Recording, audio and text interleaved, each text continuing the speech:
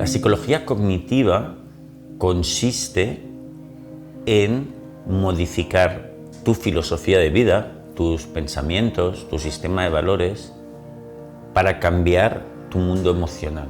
O sea, la psicología cognitiva cree aquello que decía Epicteto, que Epicteto, el filósofo del siglo I, decía: no nos afecta lo que nos sucede, sino lo que nos decimos acerca de lo que nos sucede.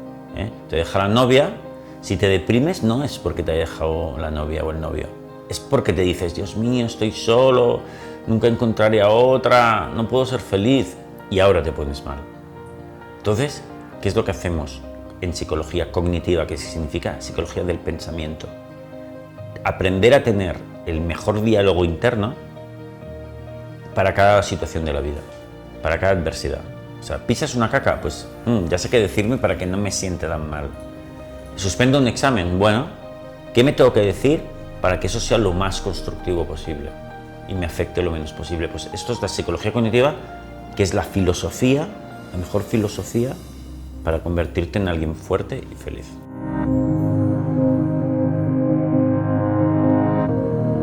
Bueno, hay muchas claves, ¿no? Pero una, por ejemplo, fundamental es adquirir una mente de preferencias, pero no de exigencias.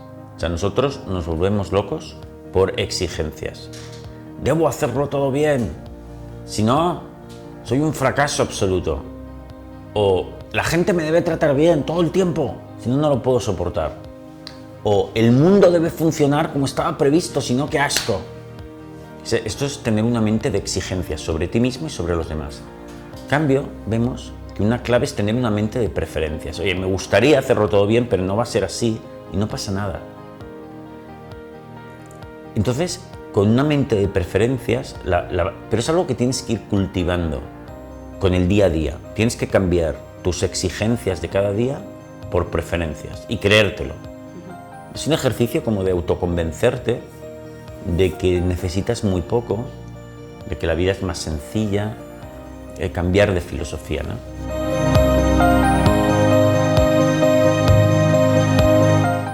Cuando tienes el mejor diálogo interno, las emociones negativas, especialmente las negativas, bajan. Por ejemplo, vamos a ver un ejemplo. Imagínate que alguien me dice algo desagradable en el trabajo, ¿no? Y yo me sienta fatal y me voy a casa muy cabreado, muy mal. Eso sucede por mi diálogo interno. Me estoy diciendo: esto no puede ser, es intolerable, habráse visto, tengo que pararle los pies. Es decir, usas un diálogo demasiado tremendista. Entonces, nosotros aprendemos a cambiarlo, decir: mira, oye, no pasa nada. Yo no necesito que todo el mundo me trate bien todo el tiempo. Además, es problema suyo, no mío. Si es un poco mal educado, bueno, pues ya aprenderá, no pasa nada. Además, tampoco tiene que ser perfecto. Además, son solo palabras. Yo, mira, tengo brazos, tengo piernas, qué bien. Entonces, si haces esto bien, notas que te afecta menos. Dices: bueno, no me ha gustado que me haya dicho esto, pero tampoco es el fin del mundo. ¡Guau, qué bien! Estoy seguro que si haces eso, la próxima semana o dentro de 2 semanas que pasa algo parecido, te va a afectar menos. Bueno, y si sigues trabajando un poquito menos, nunca reducirás a cero las emociones negativas, porque también son importantes. Es decir, bueno, también me tiene que afectar un poquito, pero cuanto menos, mejor.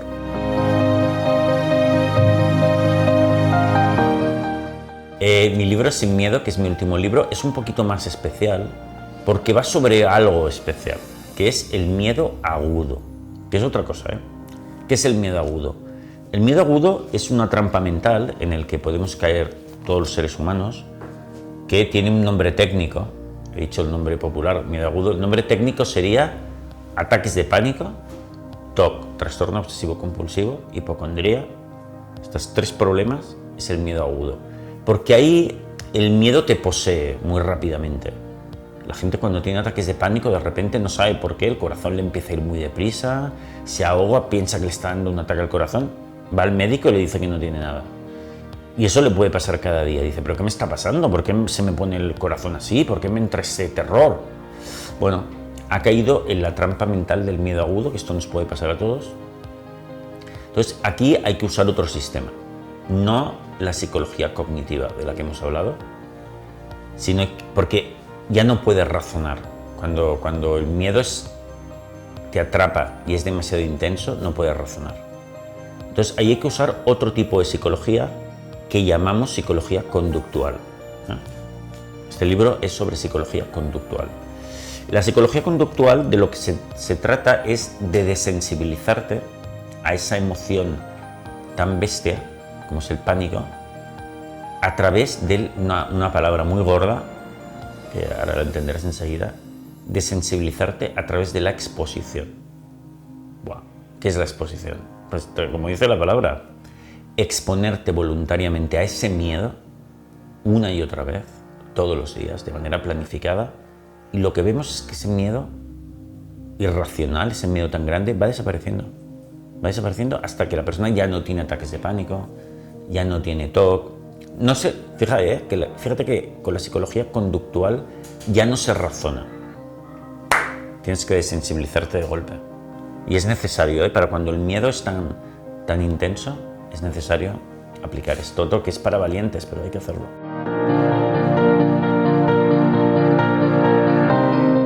Es el doble de horror, sí, de hecho se llama ataques de pánico eso, y lo que hay que hacer es buscar esa sensación de ansiedad, provocártela. Por ejemplo, muchas personas que tienen ataques de pánico, lo que tienen que hacer es todos los días ir a buscar este pánico. Entonces dicen, a ver, ¿cómo lo podría encontrar este pánico? Y dicen, bueno, pues si me voy a unos grandes almacenes, donde hay mucha gente, mucho agobio, me meto ahí, seguramente eso, como me da un poco de miedo, me provoque las sensaciones del corazón acelerado, de la falta de aire, un vértigo muy fuerte. Y tienen que ir ahí. Tienen que ir ahí, vivenciarlo y decir, bueno, pues esta es mi medicina. Hoy voy a estar una hora, mañana otra, mañana otra, mañana otra, hasta que le pierda el miedo a todas estas sensaciones. Pero paulatinamente, en cuanto la persona le va perdiendo el miedo, va desapareciendo todo eso.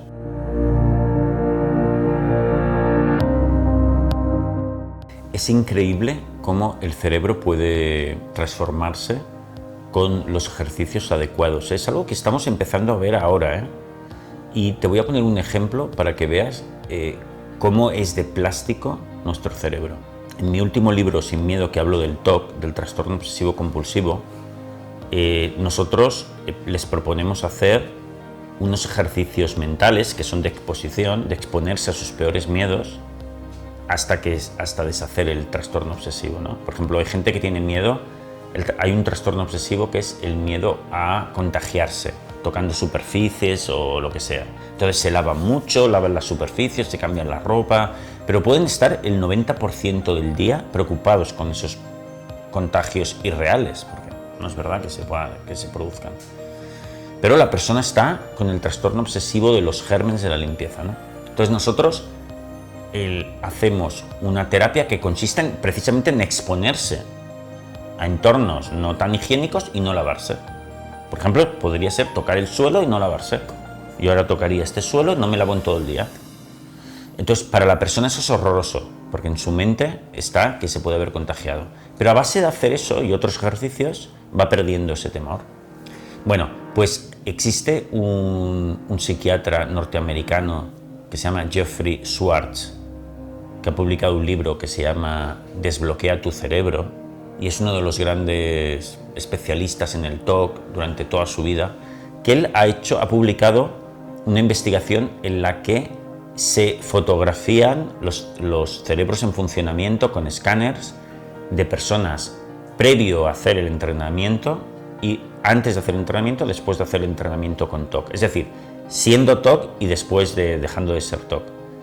Gracias a este entreno mental, Y lo que se ve es que el cerebro físicamente, las neuronas, su conformación cambia físicamente.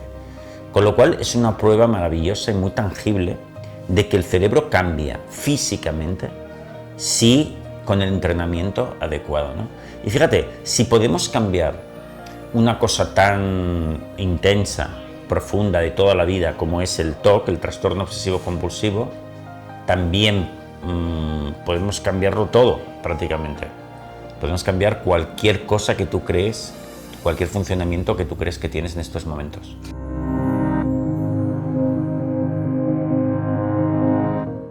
Sí, en el tratamiento cognitivo-conductual de los ataques de pánico o del TOC, las recaídas forman parte del trabajo, ¿no?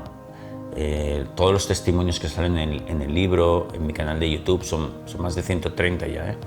Todos te dicen, los 130, te dicen, tuve recaídas, mientras duró todo este entrenamiento, ¿no?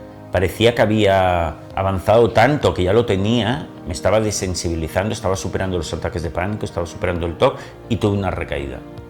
Bueno, forman parte del proceso. Todos ellos te dicen que persistieron hasta que al final se curaron por completo, superaron por completo los ataques de pánico y el TOC y ya no hubo más recaídas. Pero durante un tiempo, mientras estás haciendo este proceso, hay que ser muy perseverante. ¿Por qué? Porque nuestra mente tiene memoria del funcionamiento anterior, ¿no? Y hasta que la pierde del todo hay que insistir.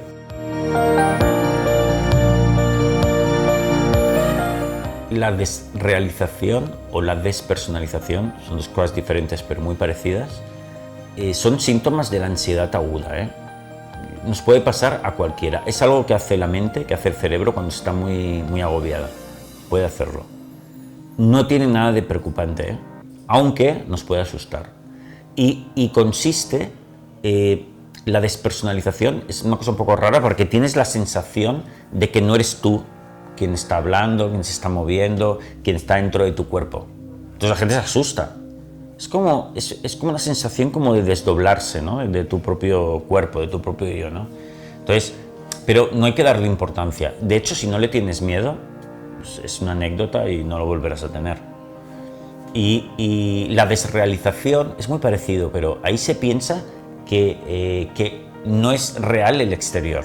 Es decir, pero estoy en una película, estas personas que están aquí no son reales. Es una sensación que la persona tiene y que le asusta un montón también. Pero es fruto de, en ese momento de estrés, la mente hace como que se desdobla un poco, ¿no? Seguramente es un mecanismo de defensa también, ¿eh? Como para decir, bueno, no estoy en esta circunstancia tan peligrosa.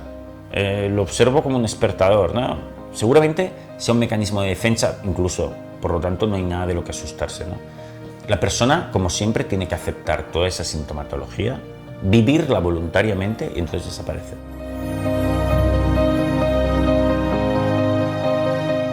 Es que cambiar psicológicamente cuesta, y esto es una gran verdad. Es decir, por ejemplo, yo me gusta decir que por leer un libro, uno de mis libros, nadie va a cambiar. Pero incluso por hacer una terapia psicológica, nadie va a cambiar. Es lo que tú haces con eso. Lees un libro, practicas todo lo que pone ahí. En el día a día, esto es muy importante, que hacer ejercicios todos los días para cambiar tu funcionamiento mental. Y ahora cambias, después. Entonces, claro, la gente que dice, ostras, es muy difícil cambiar. Es verdad, tienen toda la razón. Porque requiere un esfuerzo. Es un poco como aprender un idioma, ¿no? O sea, aprender inglés, aprender alemán. No te lees en una mañana un libro un manual de un método de aprender inglés y ya sabes inglés. No esperes eso, porque entonces no creo que funcione. Entonces, pero la buena noticia es que cambios espectaculares, increíbles. Algunos de los testimonios de mi libro Sin Miedo, hay un testimonio, María José, que ella dice una cosa muy simpática, que dice, Rafael, esta terapia ha sido increíble porque ha durado un tiempo, pero después ha sido como ir a IKEA y que me hubiesen cambiado el cerebro por uno nuevo, porque funciona de otra manera mi mente. Es increíble.